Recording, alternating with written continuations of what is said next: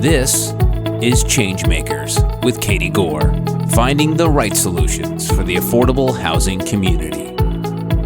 This week's ChangeMaker is Stacey Epperson, the president and founder of Next Step Network, a nonprofit organization that works with mission-based developers and manufacturers to deliver high-quality, energy-efficient, and sustainable manufactured homes to low and moderate income families across the country. And she is here to share her insights and experiences on how to create affordable homeownership opportunities for everyone. Stacey, welcome to the podcast. Thank you very much, Katie. It's delightful to be here to share our mission and our work with you today. I'm glad to have you on the podcast and really take our first deep dive into this topic.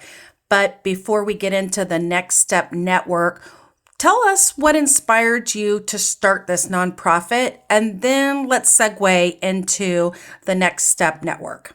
I am happy to share how I got started in this line of work, working with homes built in factories.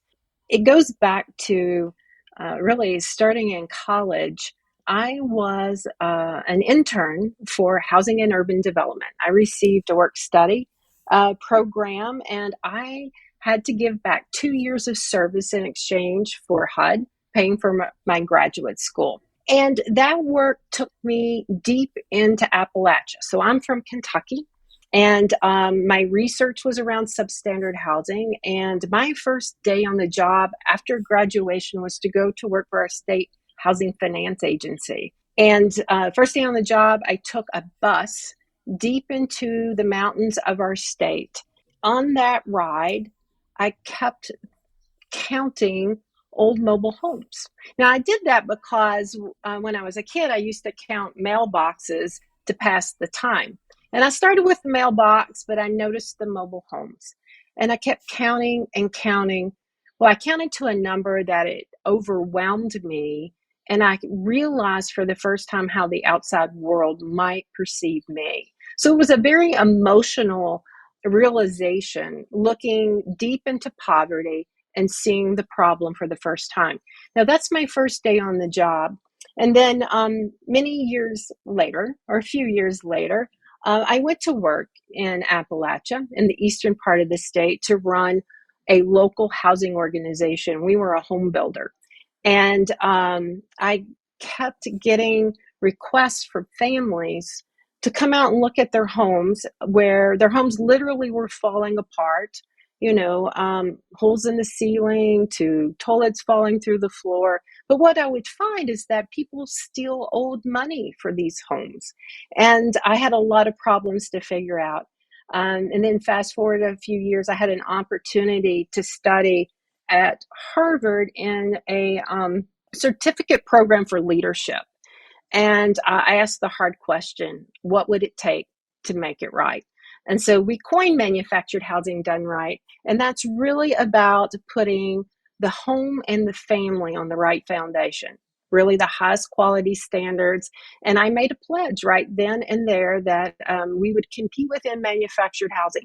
I had no idea what it meant when I took that pledge, but have built now a lifetime of really diving into this work and trying to make it better for the families who buy these homes. So this pledge called Manufactured Done Right. Yeah, I'm sure it's more than just the standards. Go ahead and explain this concept to us. So the standard really is doing it right. So you're putting the home buyer, the family, or the individual on the path for sustainable home ownership. And for me, that is making sure that the home is very high quality. So Next Step holds the highest quality standards in our industry. That the home is energy efficient. So the minimum standard we do is Energy Star, really Energy Star Plus. And that the homes go on permanent foundations. So we have these robust engineered foundations. So a home is a home in that it is indistinguishable from a site-built home. It performs the same as a site-built home, but it's more than getting the home right. It was also preparing and supporting the family, good home buyer education, and getting them referred to what I just call a traditional mortgage lender, so they could take advantage of the same kinds of loans that most Americans get. Okay, because this is an industry in its past that has a lot of personal property loans, which carries fewer consumer protections and higher interest rates. And then the last thing, as part of this pledge, is that we committed to good public policy, and we just call that a home is a home, right? And so we're there advocating for these families, so that they get to enjoy the American dream and realize whether it be wealth or equity in their home, and that they're on a good trajectory for success. So that's our pledge, and we ask our partners to take the pledge with us. So let's talk about a few of these points you just mentioned, because I'm curious how you incorporate energy efficiency and sustainability. And I'm really eager to hear the benefits or maybe the trade offs to that particular point. We think energy efficiency is just critical for the long-term affordability for the home buyer. Because our families are low and moderate income, increases in homeownership costs, those operating costs long term, can affect their ability to afford their home long term. So, we do this first through Energy Star, so that we're lowering their utility bills by at least about 30%. So, some of the benefits then not only are lowering the utility costs, but it also helps the homes to appreciate in value. And another reason we do it is that when you do good energy, you also have to build a more durable home. So, for example, this generally requires what we say 2x6 construction, or you take your exterior walls, and when you're using 2x6, you have a deeper cavity for more insulation. Well, that's more than 2x4, which is often used in the construction building industry, but it gives you a more durable home, for example. So sometimes I say Energy Star is just a simple recipe for our higher quality homes. So that's another reason we do that. Building in sustainability, there are other things that we do. First of all, by using factory built, it's what I would say an inherently greener process, because you are producing less waste. You're using more efficiencies around transportation. If you can imagine, everything you need to go into a home under one roof versus being out on a site and having to take trucks delivering everything that goes into a home and sitting outside. So you get a lot of efficiencies. So what are we trading off? Oh my goodness. Well, I'd say we'd be trading off inefficiencies, right? We'd be trading off an outdated model of building a home. We just got to have to pause a minute and recognize that if we're going to get this right or do better by climate change, then we all need to be building in better ways and stop wasting and be more energy efficiency. So it's really a way of less waste of materials, time, and effort. So, this is a great innovative housing solution model, and there's such an obvious national need for affordable housing and the shortage of supply. Let's talk about the strategic plan for Next Step Network and where you see your growth emerging. Katie, I'm really glad that you brought up the low supply, because that was the emphasis really for our strategic plan. And let me just review that a little bit in terms of a supply gap in this country.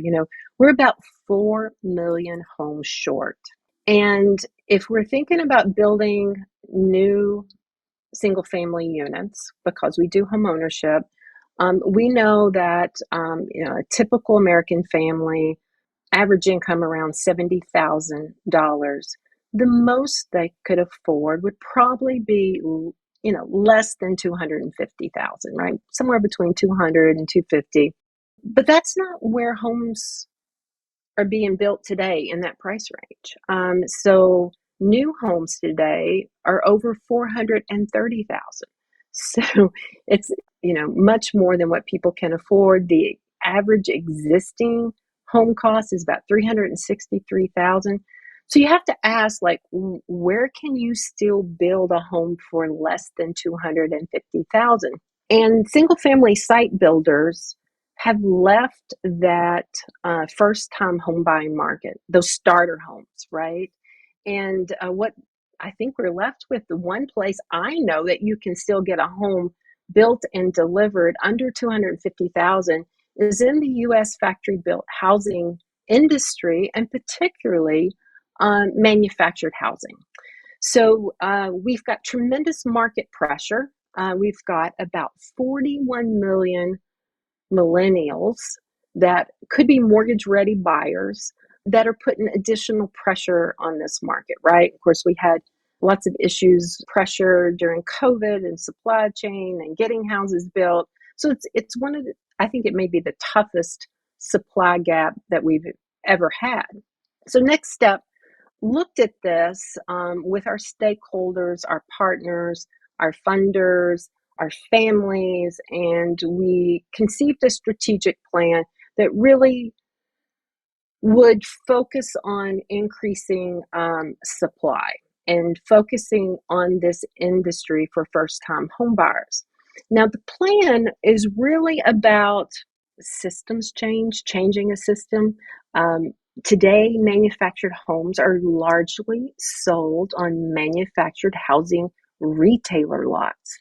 You may have seen some of these establishments, when you're riding along the interstate and you look over and you'll see what kind of resembles a lot with some homes parked around a sales center in kind of a temporary location.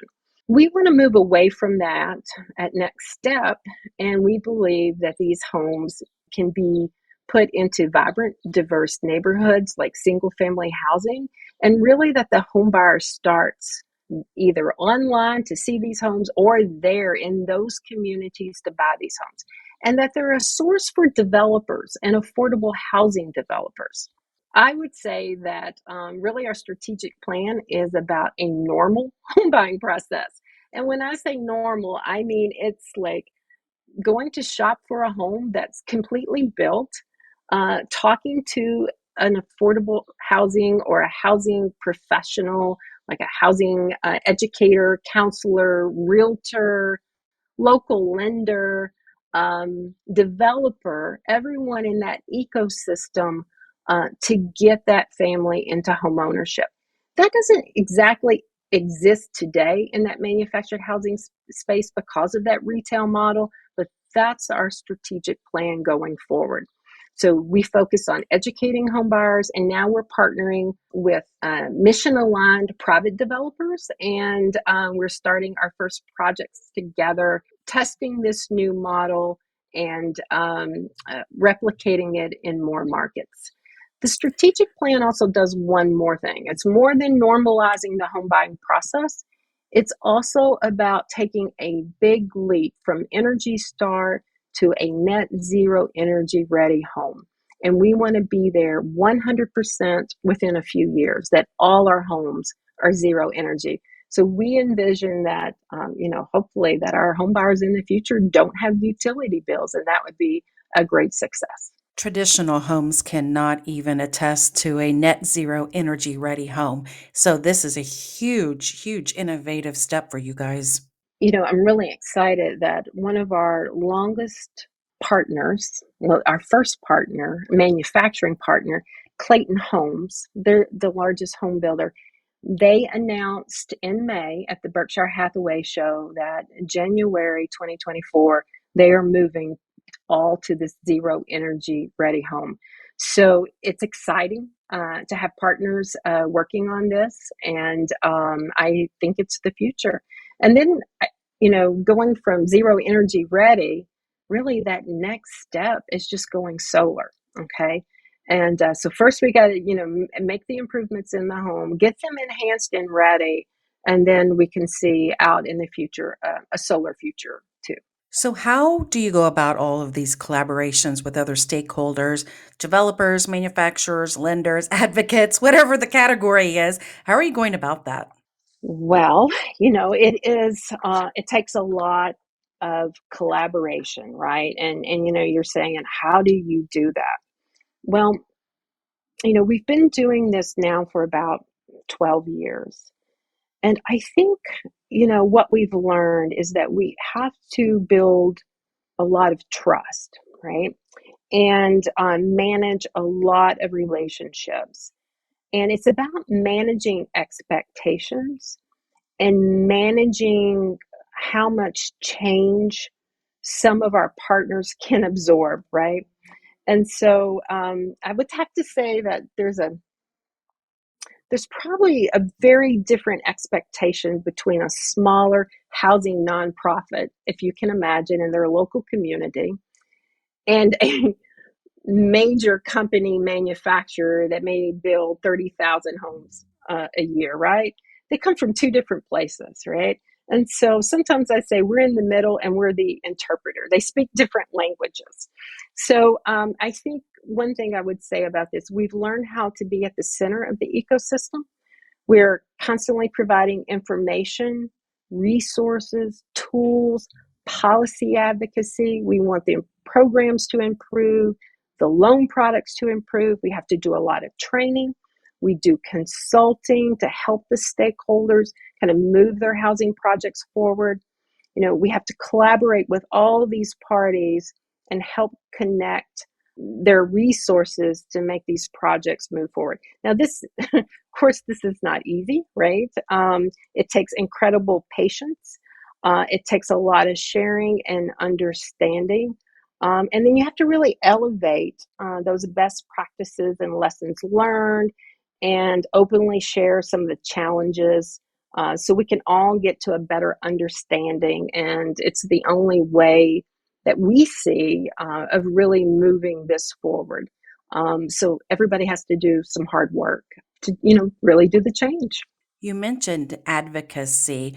Are there policies or regulations that impact the factory built housing industry? And are you guys involved in that? What's that look like? Are there kind of trends in that area?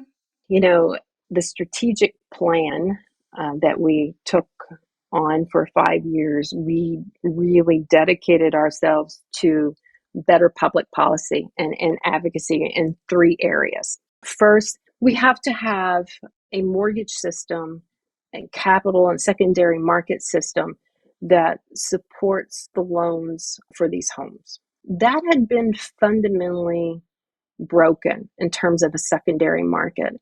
And so there is, I'm going to be a little bit nerdy here with policy, but there's actually a requirement by the Federal Housing Finance Agency that to implement what Congress set as a duty to serve for underserved markets. There are three underserved markets, and manufactured housing is one of those. And so we're at the center of that public policy debate to make sure that we have good loans for these families. So that's the first area. The second area we focus on is energy efficiency, the building code, to make sure that we're implementing energy efficiency improvements in the building code. That building code is a national federal code. We sit on an advisory board to the government, advising housing and urban development. So that's very important to us. Also working on the Energy Star program. And then the third area that we're focused on is zoning. Now, zoning is not decided at the federal level, right? That is a very local issue. And it's probably the most central issue that we're all facing for all kinds of affordable housing, right? We need zoning innovations that allow more housing to be built, to allow factory built housing to come into cities, right? And so there we're being a thought leader. We're working with others, collaborating, trying to raise money for research, to make better policy decisions and get that out at both the state and the local level. For example, though, there are some innovations that have happened over time that just need to be replicated, like in California, and there's a few more states like Oregon. You can't discriminate against manufactured housing in that state from a zoning perspective, right? And so that's really opened that market up that more families can access this housing type to have an affordable home.